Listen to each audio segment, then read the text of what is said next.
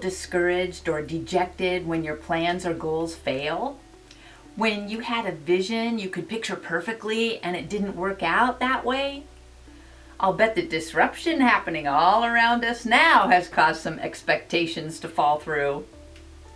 But there is a way to be joyful and fulfilled regardless, and we'll get to that in just a moment.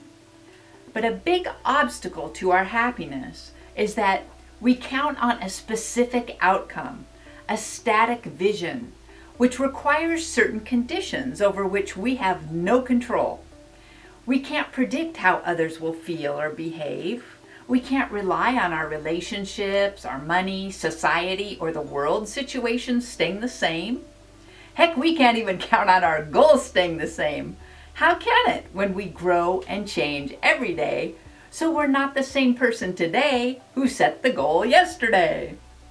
But we can fix that, not by controlling outcomes, but by shifting our focus from our ego mind's frustration of a disappointing outcome to the divine mind's satisfaction and joy of taking inspired action toward our vision.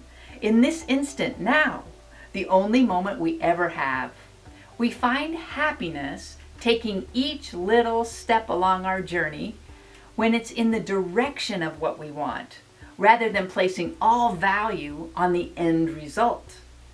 The choice of view, end goal versus sparkly steps toward the goal, hits me right between the eyes when I look back to 2005. My 6-week-old position as Director of Education for a software company came to an abrupt halt when the investors pulled out. Concurrently, I'd loved my side business as a scrapbook consultant for a national organization, aka Free Women's Therapy get-togethers. But I'd been mulling over for a couple of years how to start my own business. I wanted to help people easily and quickly create meaningful tribute albums honoring their loved ones. But the vision never gelled. 1 week after my decades-long software career ended, albums from the heart arrived fully formed in my mind.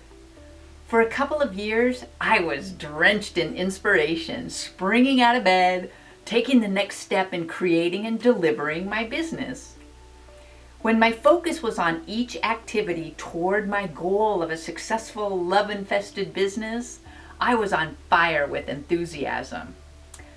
But the business never took off. It was a financial failure. And while those clients it touched loved it, it reached pathetically few people. At my lowest point, I remember literally crying into my caring husband Kevin's shoulder that I was a big fat failure. Let's reframe those failures for what they really are in life. Viewed from our divine perspective, they are gifts, feedback, teachings, experience, why our soul came here to grow spiritually. Ironically, the fastest growth can come from our biggest challenges. Like everything else in life, shifting our perception from fear, which is anything not loving, to love, happiness, joy, gratitude, comes easier with practice. When we set a goal, remember that it's not even that thing we want. What we want is the feeling we believe that thing will bring us. When we don't limit the universe to that one particular manifestation, it's free to bring us our desire in a totally unanticipated form. Like how Shine That Divine became my next step, my present joy and purpose. If you enjoy Shine That Divine and haven't subscribed already, be sure to click the subscribe button below. So here's the secret. Establish your goals, sure. They're needed for the direction in which to set your sails. But don't be attached to a specific outcome. Rejoice in each inspired step in your goal's direction. Do what lights you up and brings you joy in this moment. This moment is where happiness and satisfaction reside, not some future result.